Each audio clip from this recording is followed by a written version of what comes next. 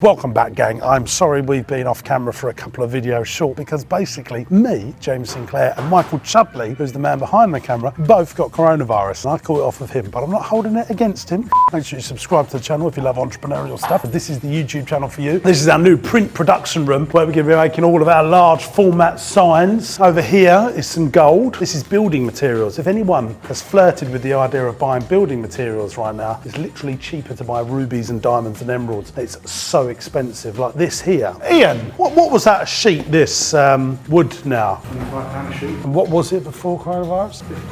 50. So it's gone up 10 quid. A couple of things we're up to. We're going to Rossi first of all. We're going to both sites just to catch up with them. We've had some real packaging problems where that price of wood thing I was just talking about is literally horrific. We're also getting huge packaging problems.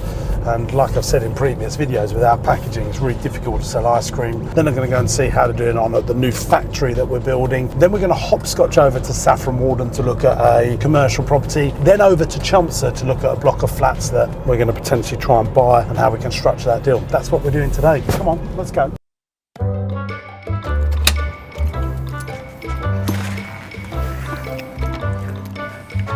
I don't know how to get this. I do struggle with some of the basics in life.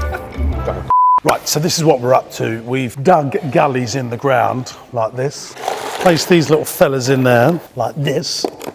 This goes on top. It's all the preparation here. You make your ice cream. Oh, I've spilt some ice cream. No problem. And out it goes. And then we've got a freezer container out there. There'll be a big freezer room sort of over this area here, Chuds. Raw milk will come in here.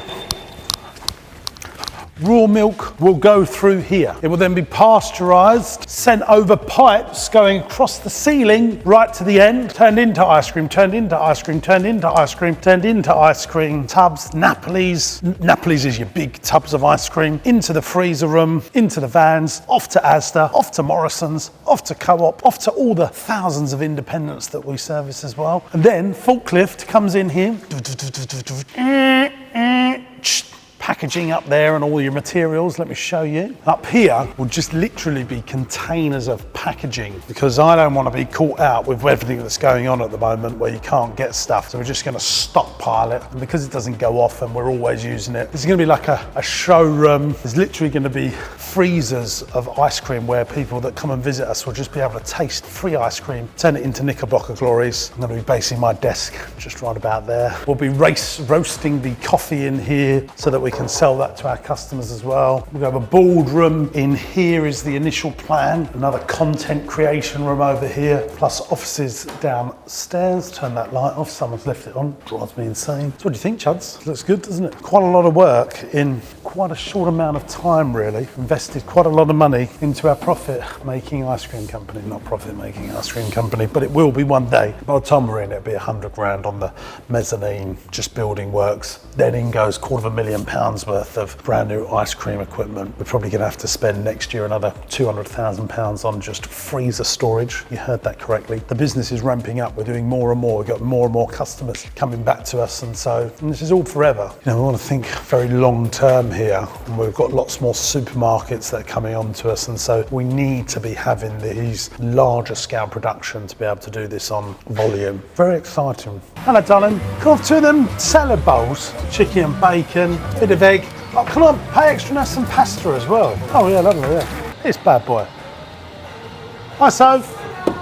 Rossi used to own all its own ice cream vans, and we now just got a couple that we go out and do events on. We've done an event at the weekend, 15 hours labour, 1,700-ish quid brought in from doing one job. Even if you had £700 worth of cost, pitch fees, £1,000 profit, I know you've got to depreciate the asset over a period of time, but yeah, it's worth doing. Oh, I tell you the other thing I like about it is it's keeping the brand out there. That's what I love about it. How's things going, guys? The packaging crisis continues. So what the team in there doing is manually sticking on stickers onto pots because we can't get this stuff. I mean, if you're going in your supermarkets right now, there's no HGV drivers, but I don't know how, but by the skin of our teeth are just about getting by. So basically we've managed to source plain white packaging which we're sticking on high brogues rather than when we get embedded labels. So let me show you the difference. This is what we usually have. This is the Rossi Sorbet lemon ice, which, may I tell you now, is flipping delicious. Basically, we use a technology where it's shrunk into the plastic as it's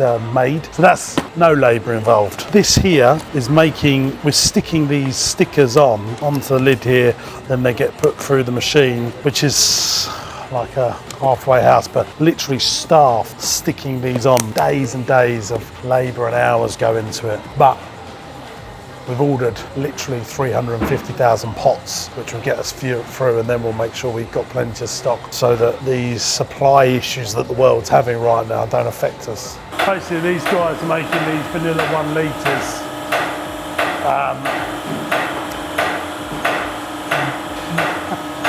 We just bought this new arm as well, which allows for the weight to be taken off, so it's easier for staff as well.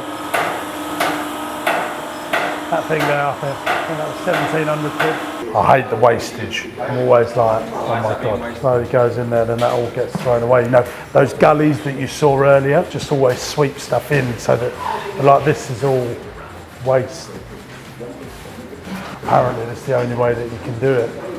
Yeah. Always trying to keep an eye on keeping wastage to a minimum. But also, you had a spoon, that is the most delicious, because it's like, you know, when you have a cake and it comes straight out the oven, that is when ice cream is just delicious. Right, we're at Lee Valley right now. Our mini zoo, farm adventure park, just off the M25, just outside Epping. We bought this about 3 months ago, and now we're turning it into this amazing visitor attraction. Thousands of people have been coming. We've put the marketing taps on. I'm a busy boy. Come on, let's have a look around. For those of you that thought Essex was all white hills and stilettos, look at the beautiful Essex countryside. This is Kids Fest. No one really came to farm parks in summer holidays, so we've created this children's festival environment, which are running for the 45 days, doing the same at Marsh Farm, but we call it Bubble and Bop. We put more catering outlets in, some rides. We've got a new catering outlet going in down there, another one over there. The flags are up, the bunting's up, 2 big tops are up. We put this main stage. I'm actually going to come and do some entertainment here as well. I am going to come back and do the magic shows on a couple of days when they couldn't get anyone. Got them back out there with my magic wand. But it's nice to see, you know, we've been getting about 800-900 people a day in. So they're catching up with Marsh Farm, and technically they should do a lot better than Marsh Farm, purely because of their location, because we're a whisker off the M25 people. But yeah, it feels really good and nice to see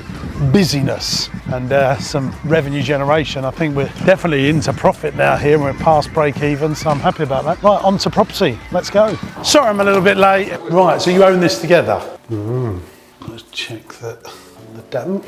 Is it ever flooded down here? They're going to pay $2,200 just for this. And who owns that flying freehold? She looks like a good tenant, this person. Yeah, it's cheap, yeah. So we've just had a look around. 3 things come to mind. Number 1, we're in Saffron Walden. There's a famous ice cream company from Saffron Walden called the Saffron Ice Cream Company. And I'm going to go and taste their ice cream. So we've got to find a little shop that does that. Customer research, Chudlington. Second thing, that property. I just asked him what he values it at, and he said between 550 and 600. 600,000. My rules are then that needs to be bringing in £60,000 worth of rent. It's bringing in 2,200 a month. So what's that? Look, it's around 26-ish thousand, and I don't want to be paying 600,000 for something that's only bringing in 26 grand. However, we're about to go and see another block of flats that they own. If you can merge the two together and look at the total rent, because there is some opportunities there. Maybe eventually you could knock down that workshop and increase the size of it and maybe build another couple of flats. So there could be some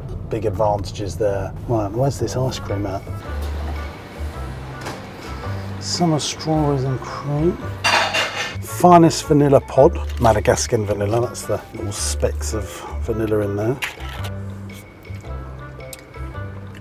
Creamy, good ice cream, it's very good. This is much more of a dairy ice cream. It's very different to Rossi. Rossi that's like a Madagascan vanilla ice cream, which we're considering making as well. What's this one here? We've got Summerdown Farm Mint Chocolate. Really nice. The thing is, Judds, I have no problem in saying when other people are really good. I must reach out to them and just write to them and say, it's good ice cream. This is their strawberry. It's nice ice cream. It's heavy, so there's low air in it. Sign of a good ice cream, heavy ice cream. Strawberry is my least favourite out of all 3. Going back to that mint. Strawberry ice cream is really hard to do. We struggle with it. Nice. It's good. I suppose you're going to eat the rest of them now, aren't you, Chance? I am. So has every tenant got their own shed as well? So how long ago was it a hotel? And have you got land at the back? The curse of being a landlord at times, isn't it? What do you think this is worth? And the rent that this is bringing in? So this whole, that's 2 flats in this whole extent. I wonder if you could put a day nursery in just that bit, and with that would be good, wouldn't it? Well, that's a big lump of property. £2.5 million valuation. The rent coming off of it's only 100 grand, so it's like, you know, by the time you paid the mortgage and your taxes, it's not really worth doing. So I've got to try and find another angle on there, because I do like the location. It's spectacular. It's right near Chelmsford. There could be an opportunity for a day nursery, which sort of does then make it mildly attractive. You'll see in the future on YouTube videos if we can make anything happen. Well, it's been another day in my life, gang. We're back where we started, building our print production room. A little brick wall up there, stop all the water getting in, all the damp proofings going in. This is going to be so exciting because I just want to do more and more marketing, more signage, more stuff for Rossi, for Lee Valley, for Marsh Farm, for Party Man World, for Twizzletops Day Nurseries. Get to the point where we're making all our own signs and en masse, really. Hope you've enjoyed this video, another little day in the life of me. Make sure you subscribe to the channel. Make sure you massage the like button. And if you like videos like this, please comment below so I know to make more of them. See you in the next video. Goodbye.